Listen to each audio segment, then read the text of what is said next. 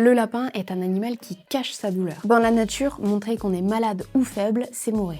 Alors il compense, il fait semblant d'aller bien jusqu'au jour où rien ne va plus. C'est pour ça qu'en tant que propriétaire de lapin, il est indispensable de connaître les signes d'alerte et les maladies fréquentes du lapin. C'est pas optionnel, ça peut vraiment lui sauver la vie. Bonjour et bienvenue sur la chaîne de Maximinus et compagnie, moi c'est Marie, je suis éleveuse de lapins depuis plus de 15 ans. Aujourd'hui, on parle santé, un sujet sérieux que j'aborde assez régulièrement parce que le lapin est un animal avec beaucoup de pathologies qui ne sont pas encore assez connues, même par certains vétérinaires. On va passer en revue les problèmes de santé les plus fréquents chez le lapin domestique, leurs causes, leurs symptômes, ce qu'il faut faire. Et je te dirai aussi pour chacun d'eux si c'est une urgence vitale ou si tu peux attendre quelques heures. Petit rappel important avant de commencer, je suis éleveuse, comportementaliste, mais pas vétérinaire. Ce que je partage vient de mes 15 années d'expérience sur le terrain. Pour tout problème de santé, ne te fie pas uniquement à une vidéo que tu as vue sur internet. Consulte toujours un vétérinaire NAC, donc spécialisé dans les nouveaux animaux de compagnie et plus particulièrement les lapins. Et non un vétérinaire généraliste qui généralement n'a pas suffisamment de connaissances sur lui. Mais avant, laisse-moi te parler de notre boutique spécialisée pour les lapins de compagnie. Nous avons créé la toute première boutique spécialisée en abonnement complet pour lapins de compagnie, un concept pensé pour leur bien-être et pour faciliter la vie des propriétaires de lapins. Chaque mois, tu reçois exactement ce qu'il faut pour ton lapin, selon sa taille et ses habitudes.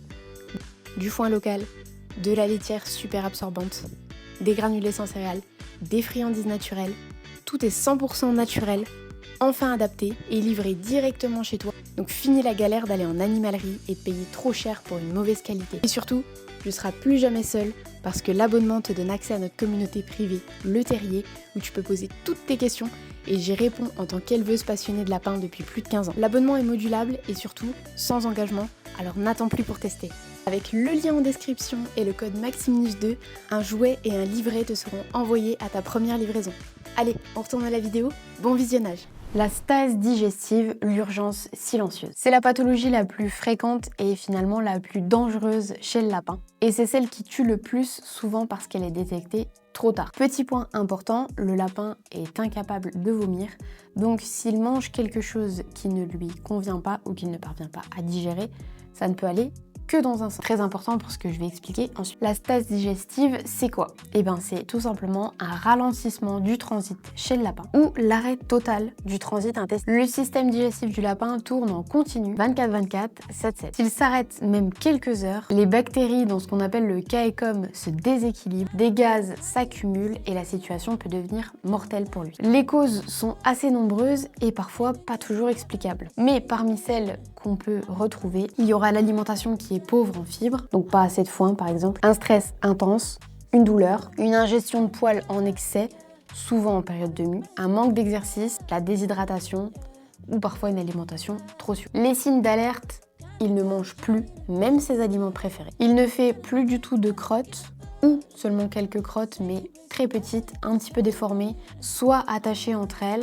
soit qui ont des formes qui ne sont pas normales. Il est prostré, replié sur lui-même, alors que c'est pas du tout dans son habitude. Il grince des dents, signe de douleur. Son ventre est gonflé et dur autour. Et surtout, il refuse de bouger. Ce qu'il faut faire, eh bien, tout simplement, c'est une urgence absolue. Un lapin qui n'a pas mangé ou pas fait ses crottes depuis plus de 6 heures doit être vu par un vétérinaire NAC sans attendre. Il ne faut jamais attendre le lendemain en cas de stase digestive ou d'arrêt total du transit parce que ça peut vraiment lui coûter la vie. En attendant la consultation, propose-lui du foin, encourage-le à bouger doucement afin d'essayer d'activer son transit. Assure-toi qu'il a accès à de l'eau fraîche et potable et ne lui donne surtout aucun médicament sans avis vétérinaire. Les problèmes dentaires, le mal invisible. Les dents du lapin poussent en continu toute sa vie. Quand elles s'usent correctement grâce au foin, au bois mâché, aux jouets, etc., tout va bien.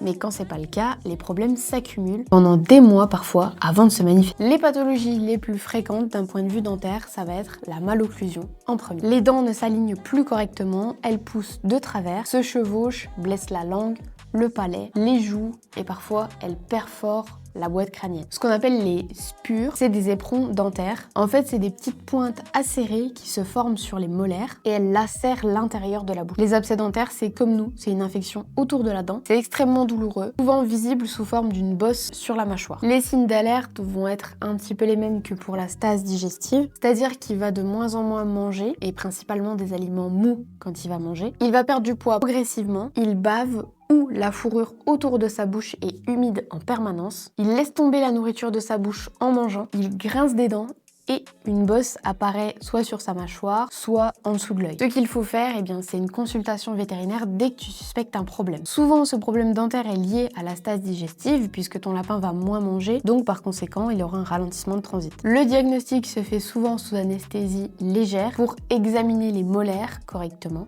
Et les soins peuvent parfois nécessiter plusieurs interventions, soit des retraits dentaires, soit un limage progressif. La prévention, en fait, ça va être déjà le foin. Donc vraiment lui en donner à volonté et de bonne qualité. Les foins d'animalerie avec des tout petits brins, même s'ils sont verts, ne sont pas forcément bons puisqu'ils n'usent pas assez la dent, ils sont trop mous en fait. Donc il faut des foins qu'on appelle des foins de prairie naturels que vous pouvez retrouver d'ailleurs sur notre boutique en cliquant sur le lien juste en dessous. Et ces foins-là sont très riches en graminées différents et donc ils permettent une bonne usure dentaire. La pododermatite, c'est une maladie des pattes assez souvent négligée parce qu'on s'en rend pas forcément compte. C'est une inflammation et une ulcération de la plante des pattes arrière généralement du lapin. Ça commence par une zone un peu rouge, sans poils, un peu chaude aussi, et ça évolue ensuite vers des plaies ouvertes, des infections profondes et parfois des atteintes osseuses. C'est extrêmement douloureux et les lapins, fidèles à leur instinct, le cachent souvent jusqu'à un stade très avancé. Les causes sont assez nombreuses, un sol dur et sans litière adaptée. Par exemple, si tu as du grillage au-dessus de ta litière, un parquet lisse, un carrelage, sans rien, sans tapis, sans rien du tout. L'obésité parce que forcément le poids va augmenter la pression sur les pattes. Le manque de mouvement parce qu'un lapin sédentaire ne va pas suffisamment bouger et donc va être en pression constante sur ses plantes de pattes. Une litière inadaptée ou changée trop rarement. L'humidité macère, fragilise la peau et une litière qui est trop dure ou pas adaptée va forcément abîmer ses pattes. On retrouve une sensibilité toute particulière chez les lapins avec des poils comme le rex ou le satin. Ils ont un poil qui est plus fin et plus fragile et ces lapins sont un petit peu plus sujets à la pododermatite. Les signes d'alerte, c'est qu'il va boiter ou moins s'appuyer sur ses pattes arrière. Il reste assis en appui uniquement sur ses talons. Les pattes arrière sont rouges, sans poils, parfois avec des croûtes. Il se lèche les pattes de façon excessive. Ce qu'il faut faire, c'est évidemment rendre visite à son vétérinaire, même si là, c'est pas une urgence vitale, donc ça peut attendre le lendemain. Les stades avancés nécessitent malheureusement des soins longs, coûteux et pas toujours couronnés de succès. En prévention, il est important d'utiliser une litière adaptée, changer régulièrement, il faut qu'elle reste sèche. C'est ici que le choix de la litière fait vraiment la différence. Surtout lui proposer différentes textures de sol pour qu'il ne soit pas toujours sur un sol dur, donc des tapis, des cabanes, des petites zones où il peut se reposer autre que sur une surface dure et un espace suffisamment grand pour qu'il puisse se déplacer. Alors maintenant, on va parler de l'otite. L'otite est un petit peu plus fréquente chez les races qui ont les oreilles tombantes parce que l'anatomie du conduit auditif va favoriser un petit peu plus l'accumulation de cérumen et les infections. Quand vous avez un lapin bélier de bonne sélection, entre guillemets, c'est-à-dire qu'on n'a pas raccourci trop les oreilles, qu'il n'a pas la tête trop écrasée, souvent ils sont moins sensibles aux otites. Les signes vont être plutôt discrets puisque le lapin va secouer la tête, il va se gratter l'oreille de façon répétée. Une odeur inhabituelle se dégage de son oreille, mais ça si on ne l'a pas près de nous, généralement on n'y fait pas trop attention. Et là c'est très visible, mais vous allez avoir du liquide ou du pus qui s'écoule du conduit auditif. Et parfois il penche la tête d'un côté, mais là attention parce que ça peut être aussi le syndrome vestibulaire. L'otite se traite avec des antibiotiques adaptés. Ne jamais nettoyer l'oreille de ton lapin sans un avis vétérinaire parce que tu risques d'aggraver l'infection. Maintenant on va faire la comparaison avec le syndrome vestibulaire qui a des symptômes qui sont assez similaires à l'otite. C'est assez impressionnant et angoissant pour un propriétaire de lapin quand on ne connaît pas du tout et c'est l'un des plus mal compris. Le syndrome vestibulaire se manifeste surtout par une sorte de torticolis, donc c'est-à-dire que le lapin va vraiment pencher fort la tête d'un côté et elle reste penchée de façon permanente, parfois de façon très prononcée. Le lapin peut même aller jusqu'à tourner sur lui-même, tomber, ne plus plus réussir à se relever. Il y a quand même plusieurs causes.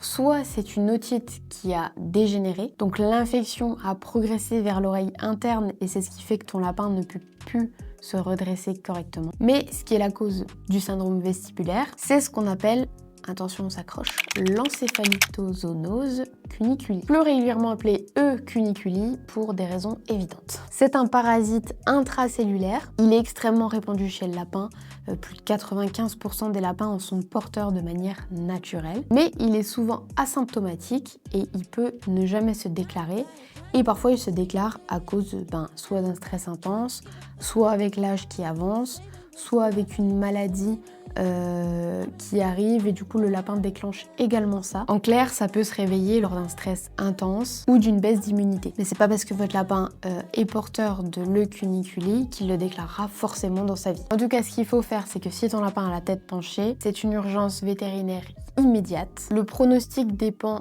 énormément de la prise en charge. Certains lapins se rétablissent très bien avec un traitement adapté, d'autres gardent quelques séquelles sans que ça n'altère leur qualité de vie. Alors maintenant, on va passer à tout ce qui est infection respiratoire. Ce qu'on appelle le snuffle en anglais, c'est un terme qui désigne toutes les maladies respiratoires chez le lapin. C'est très fréquent, très contagieux entre lapins et souvent sous-estimé. Les signes, ça va être forcément des éternuements fréquents, écoulement nasal, clair au début, puis parfois ça devient jaune ou vert, ça change de couleur. La fourrure des pattes avant collée, c'est-à-dire que les petits pouces que vous avez à l'intérieur sont souvent humides, un petit peu collés entre eux, parce que c'est de ces pattes avant-là qui se servent pour se gratter le nez. Une respiration bruyante et une perte d'appétit. Il y a plusieurs causes à ces infections respiratoires et elles sont très différentes. Elles ne se traitent pas de la même manière. La Pasteurella multocida, c'est la bactérie qui est la plus souvent en cause pour les maladies respiratoires chez le lapin. Ça nécessite de faire ce qu'on appelle une bactériologie. Donc on prend du mucus un peu à l'intérieur du nez du lapin pour voir de quelle bactérie il s'agit et pouvoir le traiter en conséquence. Un courant d'air, un stress, une immunité affaiblie, ça peut aussi être la cause d'une infection respiratoire. Et une litière poussiéreuse, donc qui va irriter les voies respiratoires. Les infections se traitent avec des antibiotiques adaptés, c'est pour ça que je vous parlais de la bactériologie, pour s'assurer de la bactérie qui est en cause et pouvoir traiter en conséquence le lapin. Le traitement est souvent relativement long, et la maladie peut devenir chronique si elle n'est pas prise en charge rapidement. En prévention, on évite les litières poussiéreuses, les courants d'air et surtout le stress. Maintenant, on va parler un petit peu des abcès. Les abcès sont particulièrement traîtres parce que le pus du lapin est épais, caséeux, rien à voir avec le pus liquide qu'on connaît chez la plupart des animaux. Il ne peut pas être drainé tout simplement, il doit souvent être retiré chirurgicalement. Pour pouvoir voir si votre lapin a un abcès, ça va être quand même assez simple puisque quand vous allez le caresser, vous allez forcément sentir une boule ou une masse, peu importe où c'est, que ce soit au niveau de la mâchoire, au niveau du dos, au niveau du ventre, etc.